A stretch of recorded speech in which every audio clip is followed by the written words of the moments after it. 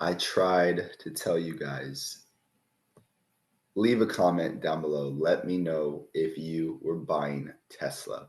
I made 2 videos in the last 5 days about 3 stocks that I'm all in on, and Tesla was one of those stocks.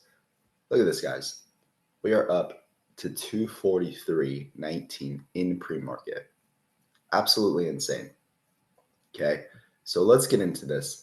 Let's really see, like, where could this go? And let's talk about SoFi also, because SoFi earnings are next. And the reason Tesla has jumped, guys, I mean, almost 15% is because of this right here. They had earnings yesterday, and it was absolutely amazing. Beat on every area. I think one they did not beat on, though. That was expected revenue, I believe. But everything else, they have a bunch of cash. Like, Tesla is going places. And I've been telling you guys the reason I believe this is basically because of this setup right here. And we alerted Patreon at under 216 to buy. I was buying. Other people bought. The Discord's on fire this morning. Make sure you join the links out down below if you want to start to learn. But the reason we were feeling so good about Tesla is because when you zoom out and you look at this bullish pennant that we have right here, we broke out of it. Do you see this, guys? So this was all resistance. We broke out of it again. It's done. It's not going to come back down here. It's time to go much higher for Tesla. Okay. So really, where could Tesla go from here? So if we look at the weekly RSI, this thing is going to be way up here this morning. I'm interested in seeing where this opens up, and if any negative divergence starts to form. Of course, negative divergence, all that means is if Tesla makes a higher high than this point, but the RSI is lower than 65, then that would be negative divergence. And then that would be very bearish, right? It's done that before. You could see it happened a lot over here when Tesla was going on massive runs. But still, that was very little pullbacks. Really, what I'm looking for now, guys, with Tesla, and what's going to really tell me to get out is if we get below the 21 EMA. So this week was a huge fake out. And I think we brought this up I think I made a video yesterday. This week was a huge fake out. This candle is a weekly candle, and this thing is going to be green now. It faked us all out under the 21 EMA, huge stack of volume. We're up here now. So this can be a huge wick. Like, it's going to be absolutely insane. Unless Tesla just crashes down when the market opens, I don't know. I don't think so, though. This is absolutely insane. So congrats to everyone that bought, that is holding on. Tesla minimum, I think we'll get to 300. It's about this wick right here. I think we're going to go much higher past that also for the future. So Tesla is definitely a buy and hold type of stock right now. But I do think you can increase overall shares, and that's what I plan to do moving forward. Okay. So let's look at SoFi now. SoFi, and guys, don't forget to drop a like. Would truly appreciate that if you haven't yet. Subscribe to the channel. Grab your coffee. It's just my own opinion. It's not financial advice. I'm not a financial advisor. Some things to look at for SoFi. I'm going to erase this stochastic in a minute, but you can see every time we get pretty high like this, it tends to curl over, and it's time to sell, time to get out. This blue line is not closed over the red yet, though. Okay. Every time it crosses over, SoFi dips for a little bit. Now, I think we could be in this type of situation right here, okay, where the MACD was right here. So I think we're going to have a lot of long wicks, but I told you guys, I'm really looking for us to touch the yellow Keltner line. That's when I'll take more profit, and that's when I'll sell. If SoFi has an amazing earnings report, then this thing could run up to this area. This is my next area, is like $14 to $15.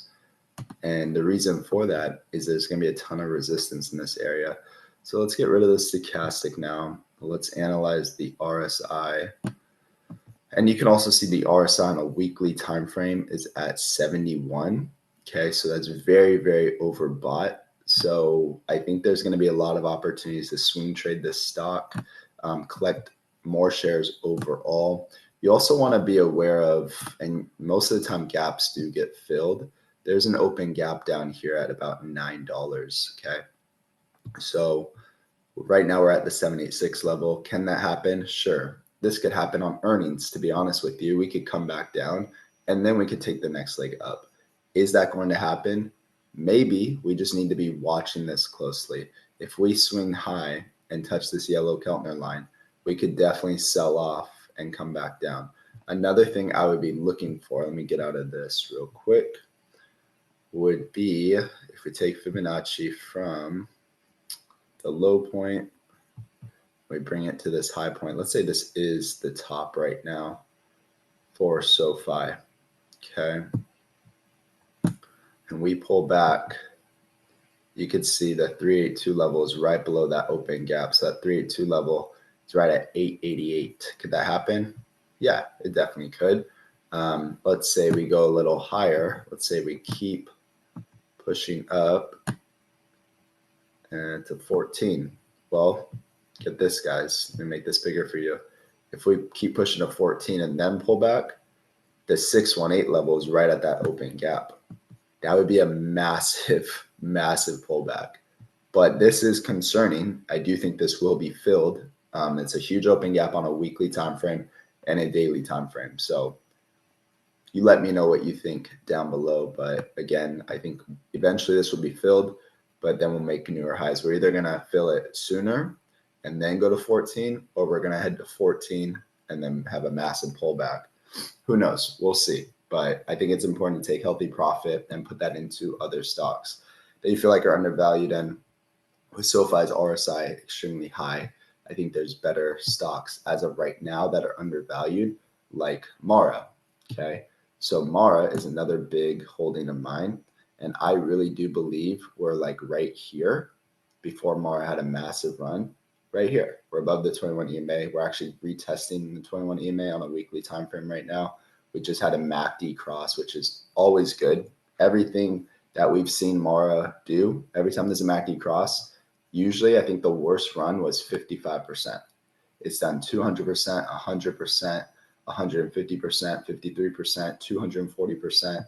This one was 55%. So what's this one going to bring, right? If the MACD crossed on, let's say it was right here when we were at 1652, we've only gone up to, 1652 to 19. What's the math on that? We've only gone, I could show you real quick. Let's see. So the math on that is 1652. We've gone up only about 13%. We have a lot more room to run. And also we have not touched the yellow Keltner line. So these are the three stocks that I feel very, very good about. And I'm all in on them right now. Okay. So I've called out a lot of different ones. Let me know down below some stocks that you're watching. Maybe I'll look at it. We're talking about a lot of different ones also, a lot of trade setups in the Discord and the Patreon. So make sure you invest. The smallest investment is $9.99 per month. And ask yourself, if I invest this, can I at least make my $10 back? A lot of people have made a lot more money following my movements with stocks and crypto. So do what's best for you at the end of the day. I hope you guys have a great morning. Thanks for being here, and we'll see you on the next one.